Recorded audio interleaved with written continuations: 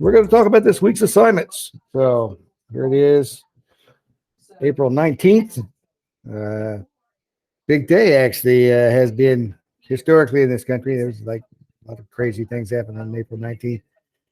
But for me personally, 3 years ago, this was the day I was diagnosed with leukemia 3 years ago. Very, very scary day at my house.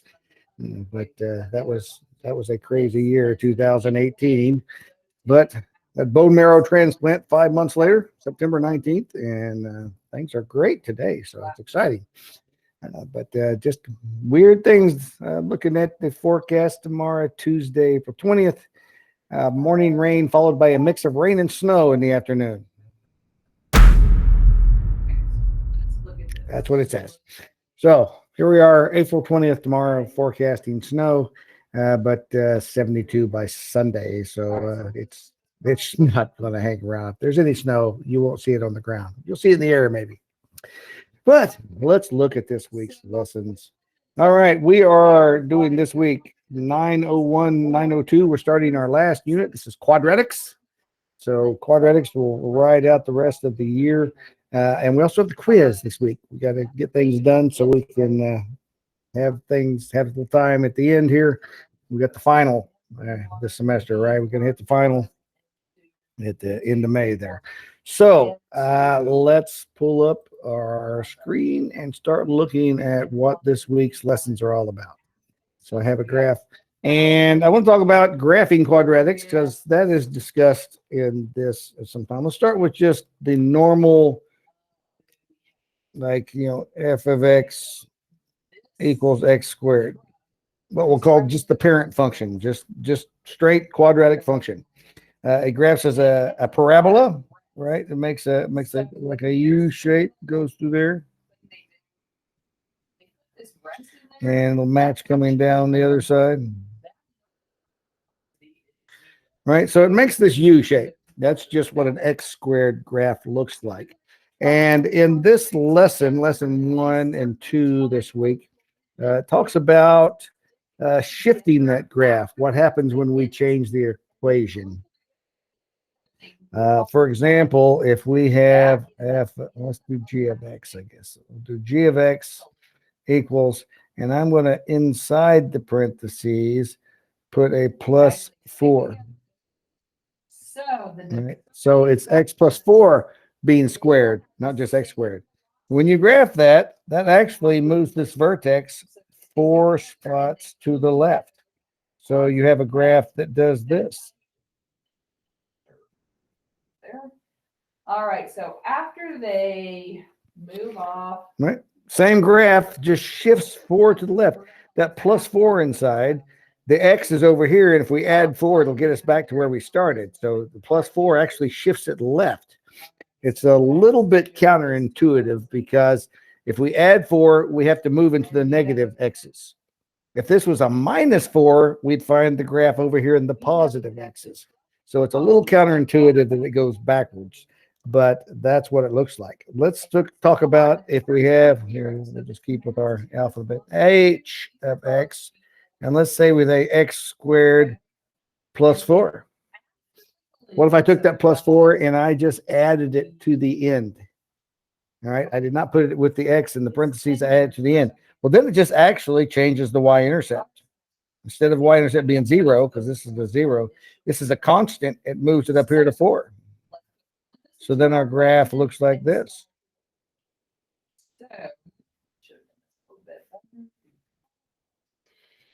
All right, so that plus 4 just moves, little focus there, moves our graph plus 4. Of course, a minus 4 would have moved it down to the minus 4. So anything there at the end with the constant outside of the x squared is going to actually just change your y-intercept. So inside is going to change where you fall on the x-axis, and this is going to change where you fall on the y-axis when it's outside of that. So that's what we're looking at as part of this. There's a lot in quadratics, and we cover a lot in this lesson, but I wanted to show you that part because it's going to come into play with some of the problems that we have with this unit. So let me give you a couple examples of some of the problems. I'm going to look back at some of the problems that are in the actual assignments for lesson 1 and lesson 2. So let me look at first question. Talks about determine which of the following statements is true according to the 2 equations. And they'll give you 2 columns, and each column says the x coordinate of the vertex of a graph. Now it may say what there's other versions of this question, so it may say the y coordinate or something. But it says the x coordinate, and it gave us 2 equations. It'll say y equals negative 2x squared minus 4x plus 12. And then the other one over here has y equals x squared minus 4x plus 3. So it gave us 2 quadratic equations, right? We know the quadratic equations because the largest term is an x squared. So this unit would be dealing with x squared almost exclusively. So since we're doing quadratics, it's only quadratic if this is a 2. If this is a x to the 3rd, or x to the 4th, or if there's no x squared and it's just an x, it is not a quadratic. Quadratics always make parabolas, right? And we can change the parabolas. Oh, by the way, one thing I didn't show you on there, if, for example, and do I have my purple marker? Let's say j of x puts a 2 in front of it, 2x squared. I put a 2 in front of it. What that's going to do is that's going to make it skinnier. It's going to still have this U shape, but it's going to be skinnier. It changes. It doesn't change the vertex. It doesn't change where it falls on the x or the y.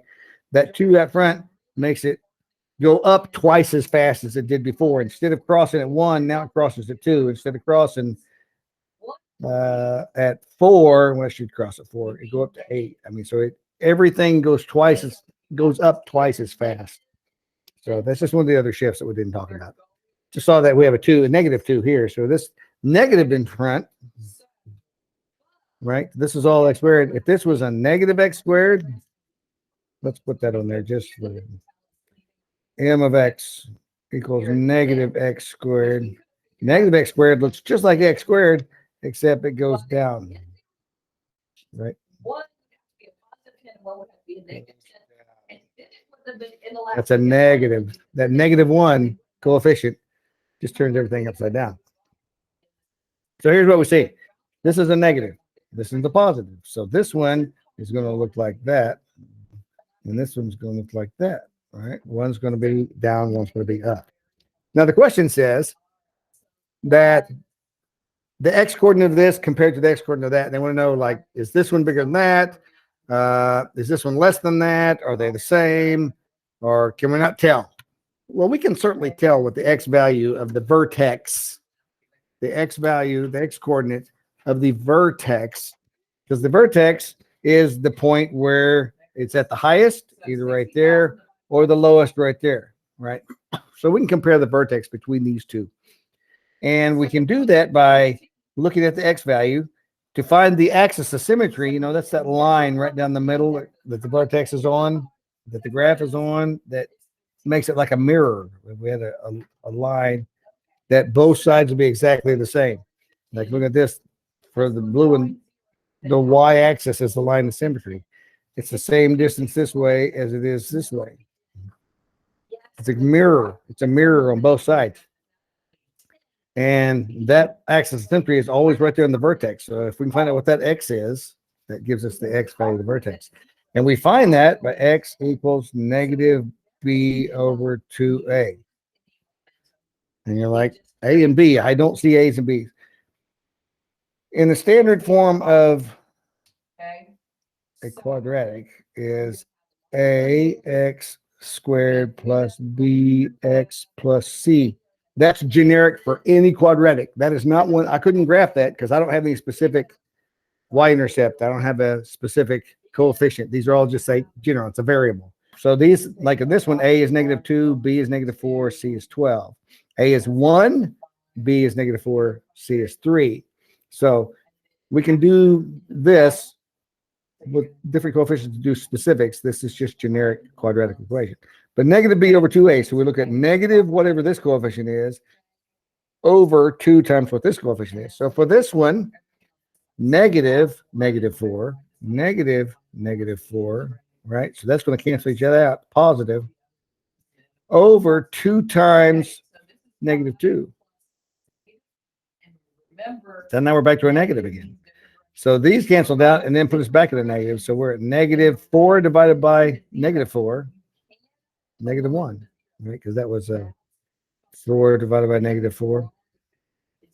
Negative 1 is what the x coefficient of our vertex is. And then we don't know the y.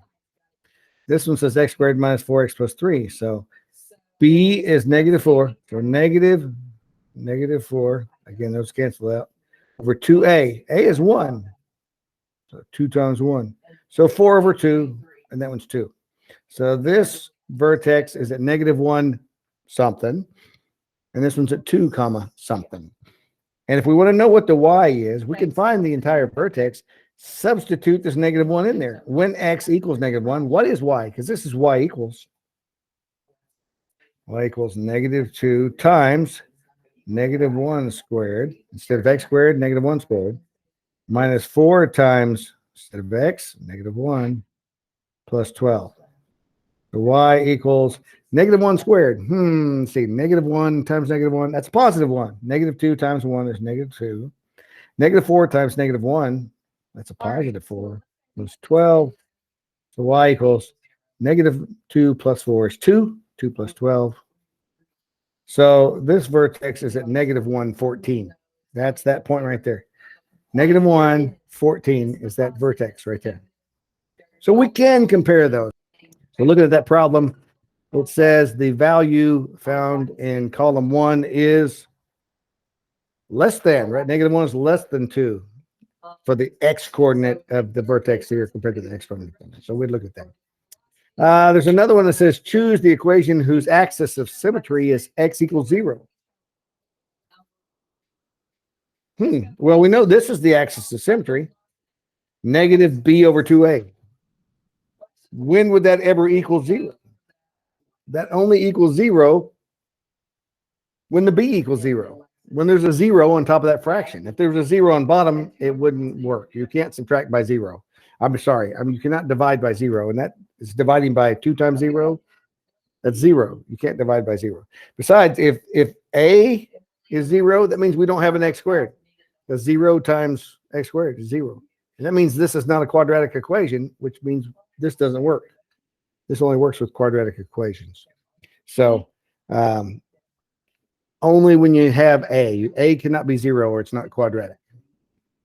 So this will only be true when b equals 0. Okay. That's the only time that our axis of symmetry. So that means if b equals 0, that means it won't have an x. It might have a c, might or might not. So equations that the line of symmetry would be like an x squared, y equals x squared minus 2, or y equals x squared. We don't have to have a minus 2 or plus 4. That's the c. It doesn't matter. We could or could not have a c. But that'd be where the line of symmetry is at x equals 0. Y equals negative 11x squared minus 14. Just not having that middle x term means we have a line of symmetry at x equals 0. So that's what that one looks like. Let's see. There's another problem. Talks about a football. And it says if this is kicked, football kick, you can model that with h of t equals negative 16t squared. Oh, t shouldn't be up there.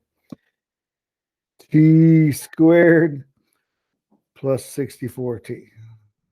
Where the t equals time in seconds and h is the height. So the height of the football depends on how many seconds it's been. So like after 3 seconds, we can put a 3 in for t and figure out how high the ball is off the ground. Or at 1 second or 2 seconds or 4 seconds. So we can do that. So it says, what is the axis of symmetry and what does it represent? So we have to figure out what the axis of symmetry is. So again, negative b over 2a, negative b is 64 over 2 times negative 16 is negative 32. Negative, those cancel each other out. 64 divided by 32 is 2. So it's at x equals 2 is the axis of symmetry. But what does that mean? Well, this is a negative, so it means it graphs like this. So, Effie, do you know? So if the axis of symmetry is at 2, that means that's where the vertex is. That means at 2 seconds, is when the ball is at its highest point.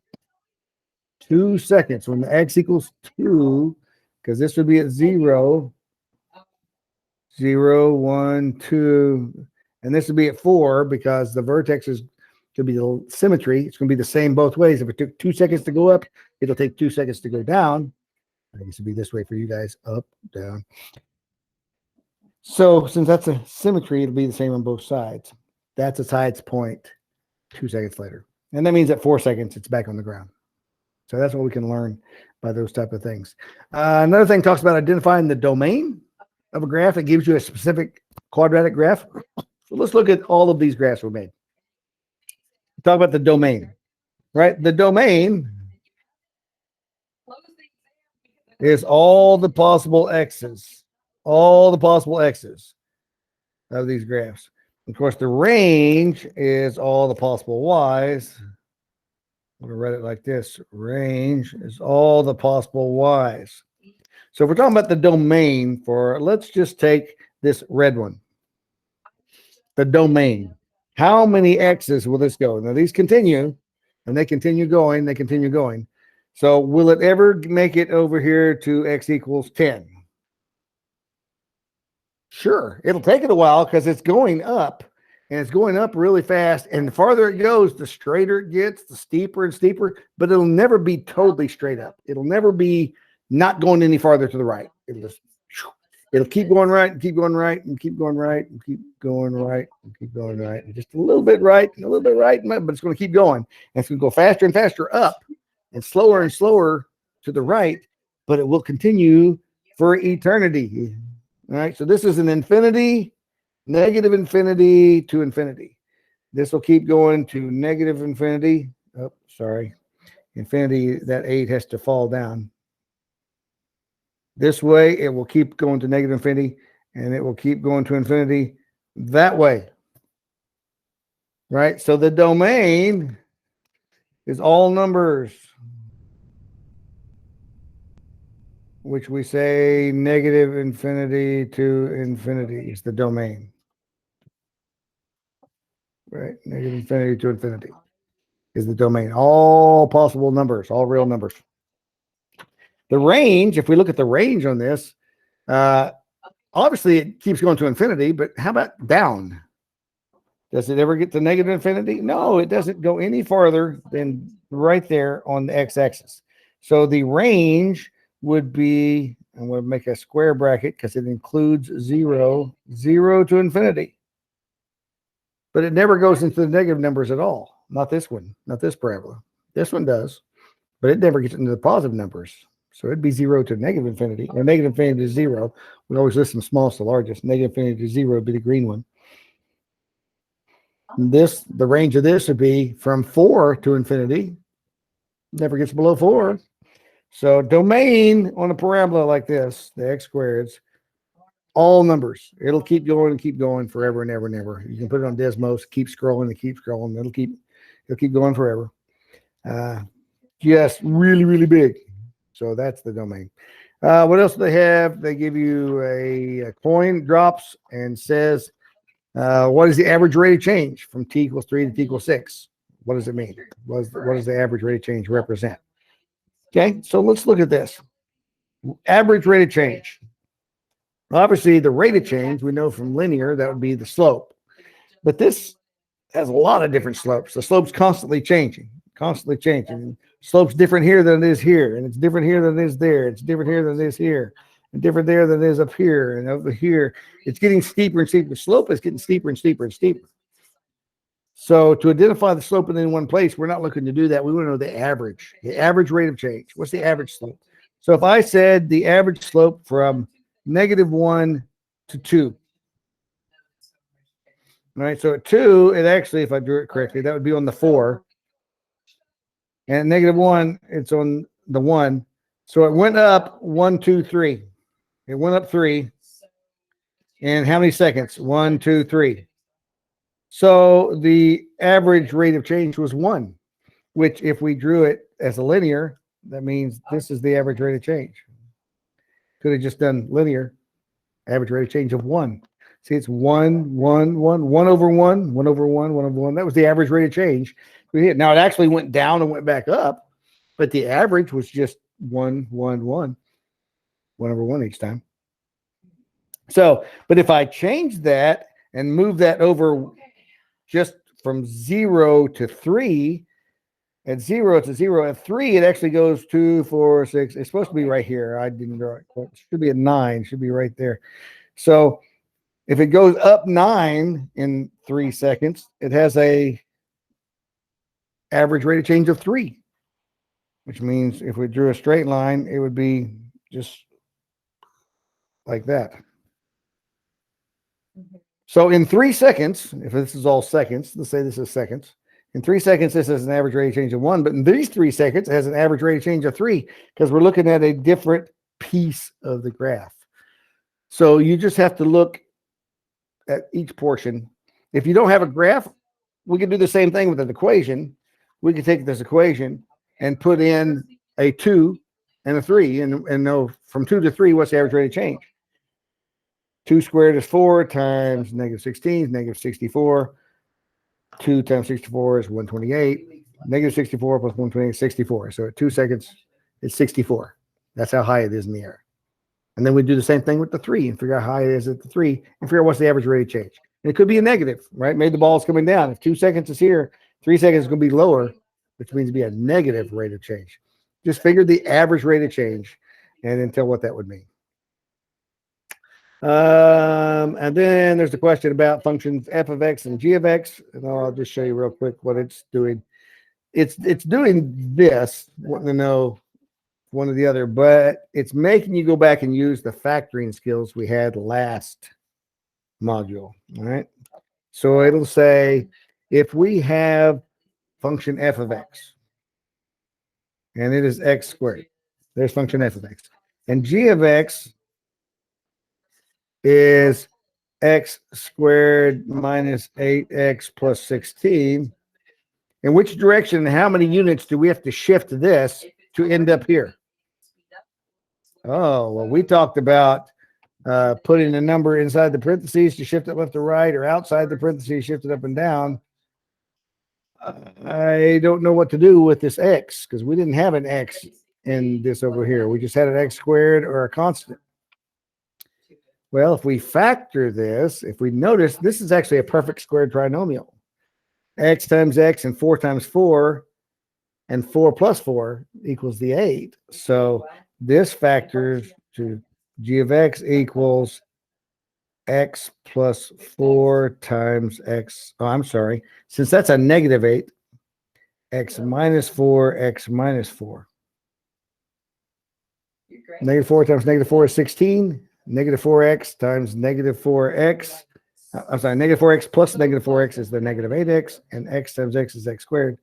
This is a perfect square trinomial. So g of x is the same as x minus 4 squared because it's multiplied by itself. So how do we make x squared into x minus 4? We shift 4 units right. Because it's a minus 4. Remember, we talked about this is a plus 4. It went left. A minus 4 would move it over here. So it'd be 4 units to the right. 1, 2, 3, 4. 4 units to the right. So if we take f of x and we shift it 4 units to the right, it'll graph exactly like x minus 4 squared. It'll be the same as g of x. All we have to do. Okay, that is lesson 9.01. Let me talk about 9.02 because it gets into a different thing that we have not looked at before. I'm going to go in the back here. And it is completing the square. Completing the square is a little bit different operation than what we're used to. So be sure you go through this lesson. I am not replacing the lesson. I am supplementing and giving you more practice and just a different way of saying things than perhaps a lesson says it. But I'm showing you an example of what the lesson is talking about and just kind of walking you through that. So if I look at, so let's say we have the equation x squared minus 8x plus 5. Okay. And we want to factor that. Well, it doesn't factor right off because the only thing that'll make a 5 is a 5 and a 1 or a -1 and a -5, and those don't add up to -8. So we can rewrite this by completing the square. Something different. Let me show you how this works. Okay, so y equals that. So now y equals x squared minus 8x. And I'm going to move this 5 over here. I'm going to leave a little space in here. Because what I want to do is I want to create a perfect square trinomial, right? Create one to where that third number would be a perfect square and the first one is a perfect square, x squared. And then when you add those together twice, I multiply them together and add it twice, it'd be the middle. So we got to work backwards. The middle one is -8. So if we take -8 and we cut it in half, right? Divide that by 2, that's -4. Right? So -4 is half of that. And then if we square that, take -4 and multiply it times itself, -4 times -4 is 16. 16. So if I add a 16 on here, then that will factor into x, since that's a minus 4x minus 4 plus 5. But that changes the equation. It's not the same equation. I can fix that. Since I added 16, let me just go subtract 16. Now I've added 0. I've changed nothing. I added 16, took 16 out at the same time. I just subtracted it. So if this breaks out to this, we can further simplify it by saying it's x minus 4 squared. And what's 5 minus 16? Minus 11. So this, I now know how to graph this. I would shift it 4 to the right, from the graph. I would shift it 4 to the right. The x would be there. And down 11. So it'd go way down here to -11. So that's where the vertex would be. Because it shifts right and down 11. That would be the vertex. So then I could graph that. It's a positive x squared, so I know it goes up. I could graph it from there. And I know +5 is the y-intercept, so that would cross right there at 5. I would just mirror it over here to go through the same place. Ah, see, there's the purpose in completing the square. It gives us what we call the vertex form. We can find the vertex by rearranging the equation.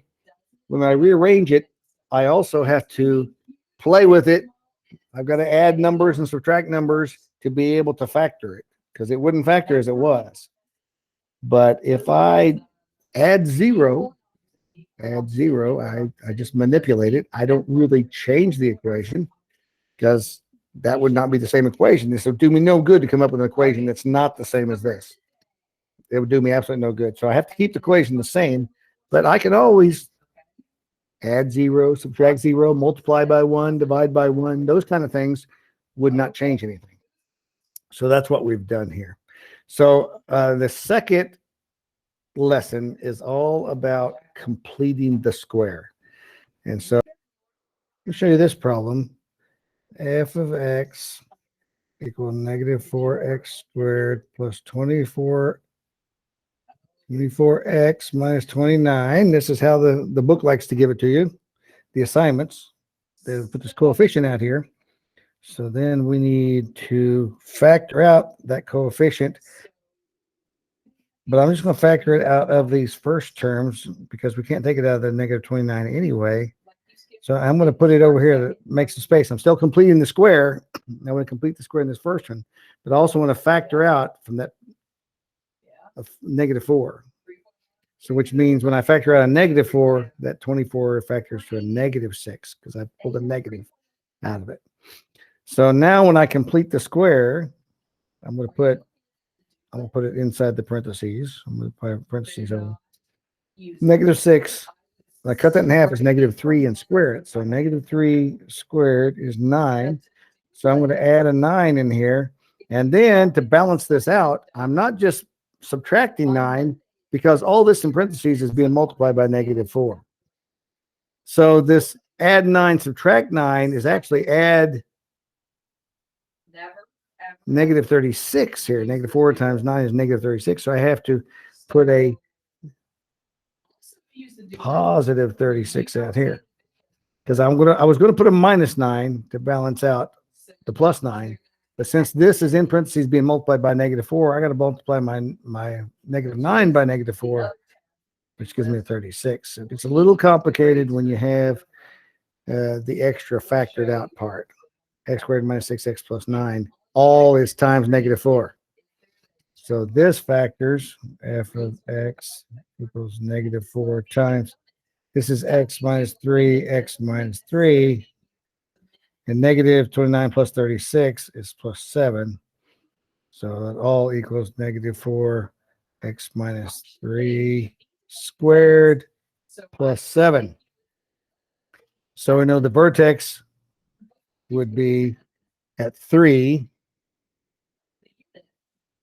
See, it's a negative, so go to the right. 3, 7. Yeah, okay. And it's a negative up here, so that's the highest point.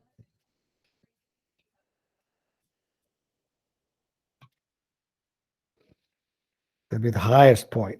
But you got to be careful.